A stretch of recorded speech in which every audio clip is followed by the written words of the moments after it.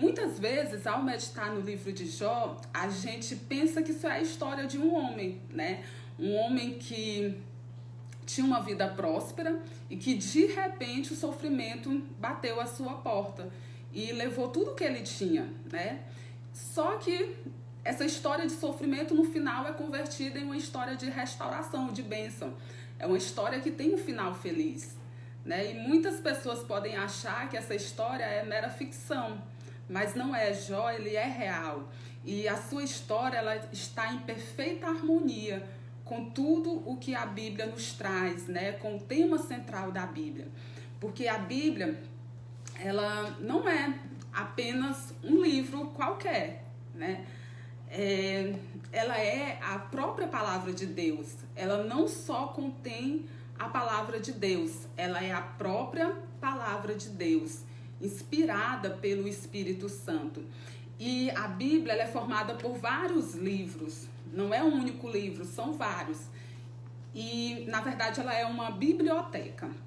Ela é uma biblioteca formada por vários livros, só que apesar de serem vários livros escritos por pessoas diferentes, em datas diferentes, em períodos da história bastante diferentes, o tema dela é um só.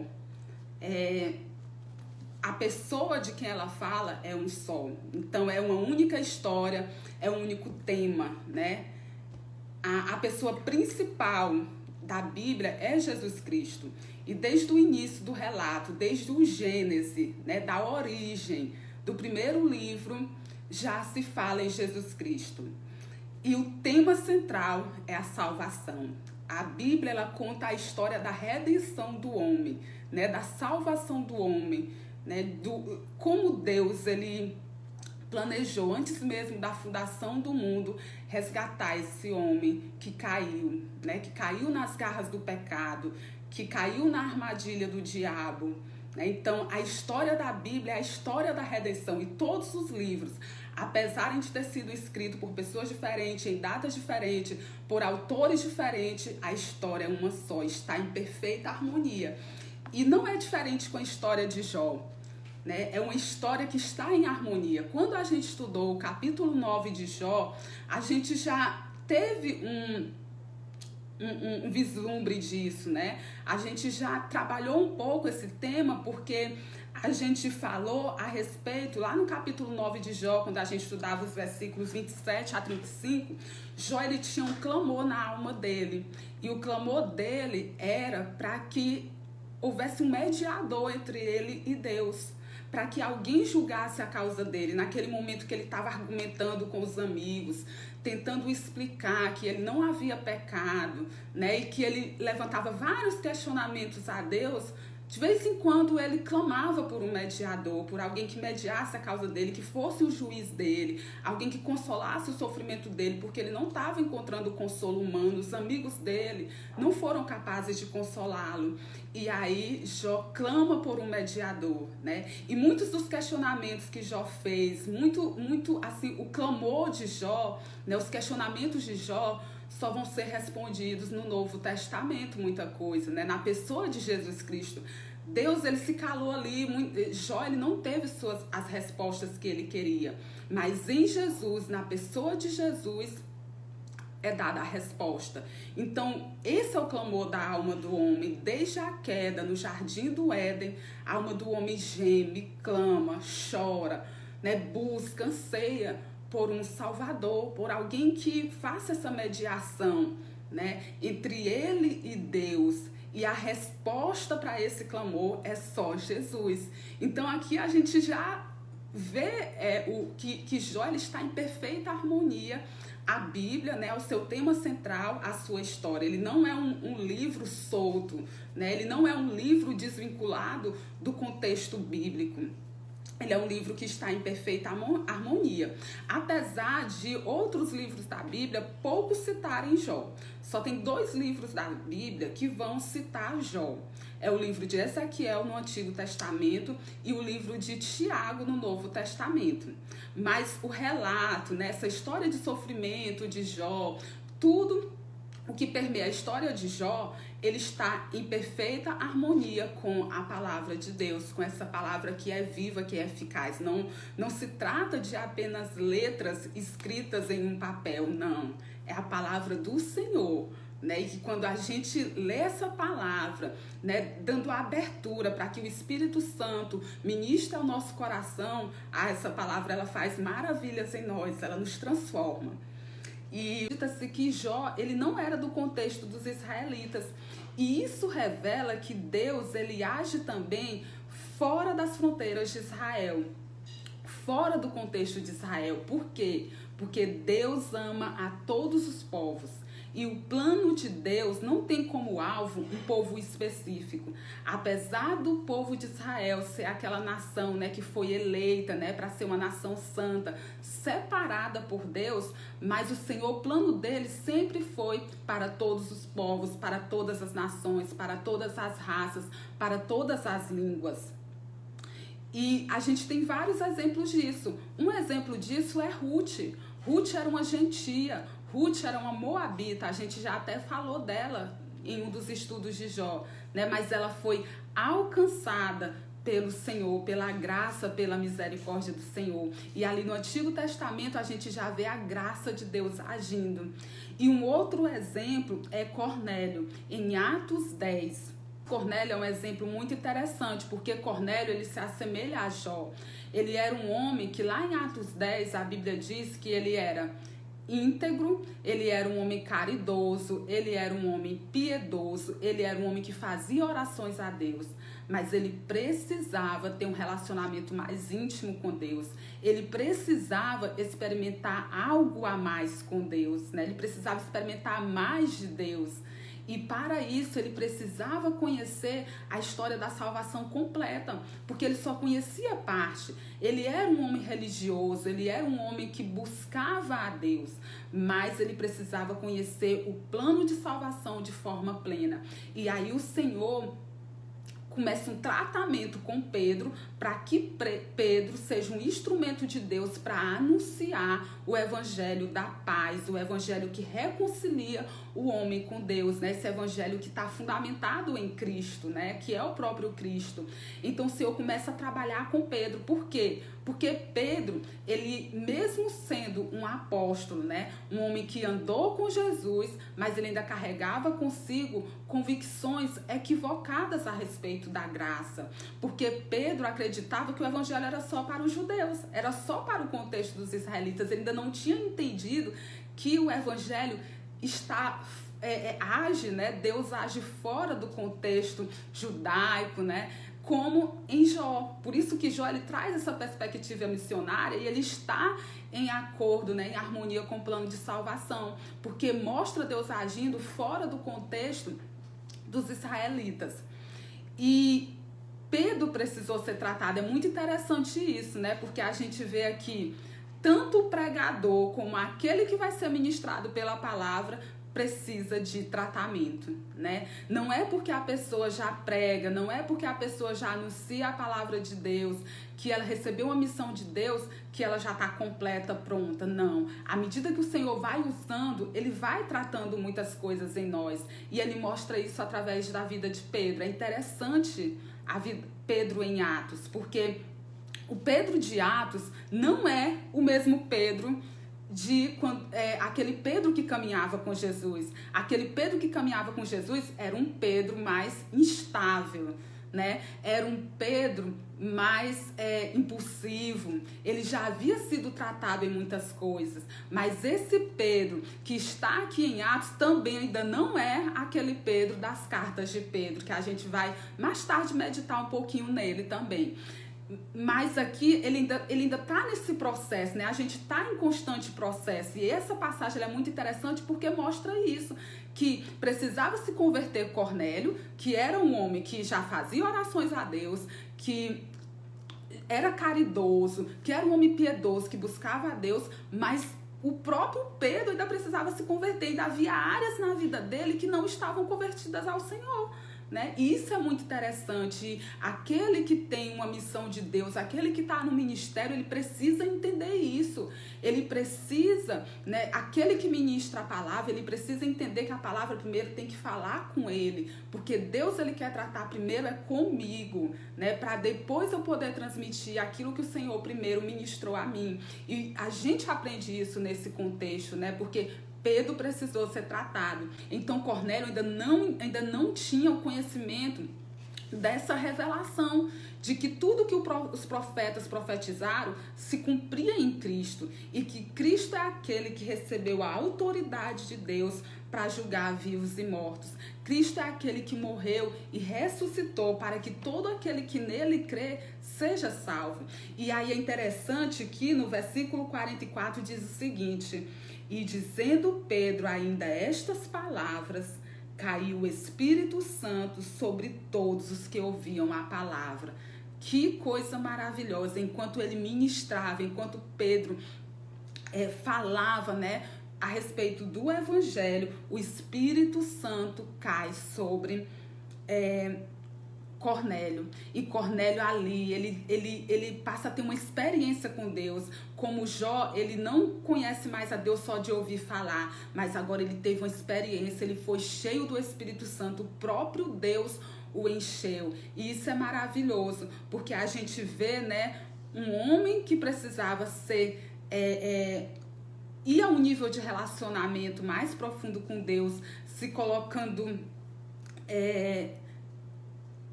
Dando abertura, né, para que o próprio Deus fale ao coração dele através de Pedro, né? Ele tinha esse coração aberto, ele queria chegar a esse nível mais profundo de relacionamento com Deus.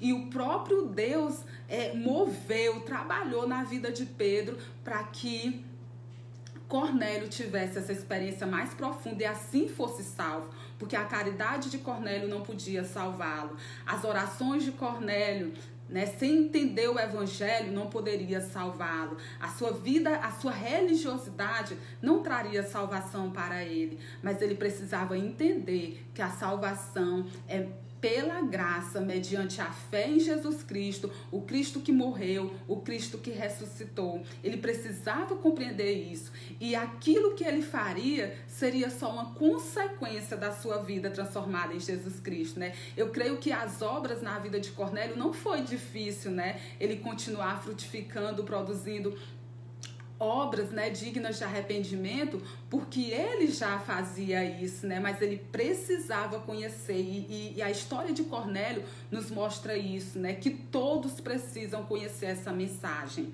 né, de salvação. E o Senhor, ele quer nos usar para isso, independente dos nossos defeitos. Ele só quer que tenhamos um coração disponível para o tratamento que ele quer realizar em nós. E que nos deixemos ser usados por ele. Porque à medida que a gente for andando em obediência, fazendo aquilo que ele quer de nós, o próprio Deus vai tratando em nós, como ele fez com Pedro. E quantos Cornélios, quantas Rutes existem por aí hoje, né? Pessoas que têm sede e fome por Deus e que só estão aguardando, né, a nós, da forma como Cornélio aguardava Pedro, para anunciar a eles a mensagem de salvação, né, para que possa ajudá-los a entender essa mensagem, né, levar essa mensagem a eles. E à medida que a gente vai anunciando o Senhor, o próprio Senhor vai trabalhando por meio do Espírito, e essas pessoas, né, passam a ter um nível de relacionamento mais profundo com o Senhor. Esse é o desejo do coração do Senhor, e esse também deve ser o desejo nosso, né, de que mais pessoas tenham experiências com Deus, né, que nós nos coloquemos à disposição para isso, porque o Senhor, ele quer usar os seus filhos, ele quer usar aqueles que já foram alcançados, né, para alcançar outras vidas. E por isso é que Jó, ele tem essa perspectiva missionária também, né? Porque ele era um homem fora do contexto de Israel que foi alcançado pelo Senhor. E aí Pedro, a carta de Pedro, a sua primeira carta, é justamente incentivando esses cristãos a demonstrarem fidelidade quando são pressionados pelo sofrimento, pela perseguição, pelas aflições. Então é nesse contexto que Pedro traz a questão do sofrimento, e Pedro vai mostrar que há sofrimento bom, Parece assim uma coisa difícil de compreender. Sofrimento bom, para mim todo sofrimento é ruim, né? Quando a gente está passando por sofrimento é ruim, é algo que traz desconforto, né? Mas há um propósito por trás do sofrimento quando ele é permissão de Deus na vida daquele que serve a Deus com fidelidade. Assim como foi um propósito na vida de Jó, né? E Pedro vai falar sobre isso. Eu quero ler com vocês 1 Pedro 4, os versículos 13 a 16. 1 Pedro 4, os versículos 13 a 16. Vou começar do 12. Amados, não se surpreendam com o fogo que surge entre vocês para provar, como se algo estranho lhe estivesse acontecendo. Mas alegrem-se à medida que participam dos sofrimentos de Cristo, para que também, quando a sua glória for revelada, vocês exultem com grande alegria. Se vocês são insultados por causa do nome de Cristo, felizes são vocês, pois o Espírito da glória, o Espírito de Deus, repousa sobre vocês. Se algum de vocês sofre, que não seja como assassino, ladrão, criminoso ou como quem se intromete em negócios alheios. Contudo, se sofre como cristão, não se envergonhe, mas glorifique a Deus por meio desse nome. Olha só, então aqui Pedro mostra que há o sofrimento bom, há o sofrimento ruim. Se que tiver que sofrer, não seja por assassinar, não seja por roubar, não seja por ser corrupto, não seja por se intrometer em negócios de outras pessoas, não. Porque esse é o tipo de sofrimento ruim. Esse é o tipo de sofrimento que vai vir como consequência do pecado, né? Mas se vocês estão sofrendo por causa do Evangelho de Jesus Cristo, se alegrem. É interessante essa fala de Pedro, porque mostra como as palavras de Cristo estavam tão vivas em seu coração, porque ele escutou Cristo falando isso lá em Mateus, lá quando Jesus reunia seus discípulos, né, para instruí-los. E o Senhor disse: bem-aventurados serão vocês quando por causa do meu nome vocês forem perseguidos, vocês forem insultados, vocês forem caluniados. Se alegre, porque vocês são felizes. A lógica de Deus é diferente da lógica humana. Para o mundo, a felicidade é ter posses, a felicidade é ter bastante seguidores nas redes sociais, é ter bastante... É ter status, é ter títulos, mas para Deus isso não é felicidade, né? Mas a felicidade está em seguir a Ele e se manter firme na palavra dEle, com a esperança de que as coisas desse mundo, elas são muito passageiras, são transitórias e há algo muito maior nos aguardando, há uma vida eterna. Então todo sofrimento, todo insulto, toda calúnia será convertida em alegria, e a alegria que o mundo não conhece, porque a alegria do céu é a alegria que só vai conhecer, só vai poder desfrutar quem estiver perseverando, né? Como falou lá Tiago, até a vinda de Jesus. Então a lógica de Deus é diferente. Então toda vez que você e eu somos perseguidos por causa da palavra de Deus, quando ninguém entende a gente, quando as pessoas criticam a gente, quando as pessoas zombam da nossa fé, nós temos que nos alegrar, porque isso é a prova. Olha só o que Pedro diz, é maravilhoso. Ele diz assim: se vocês são insultados por causa do nome de Cristo, está lá no versículo 14 do capítulo 4. Se vocês são insultados por causa do nome de Cristo, felizes são vocês, pois o Espírito da glória, o Espírito de Deus repousa sobre vocês. Isso é prova de que o Espírito está conosco. Meu Deus, que maravilhoso. Ele diz: deem glória, glorifique a Deus. Então, aleluia, glória a Deus por isso.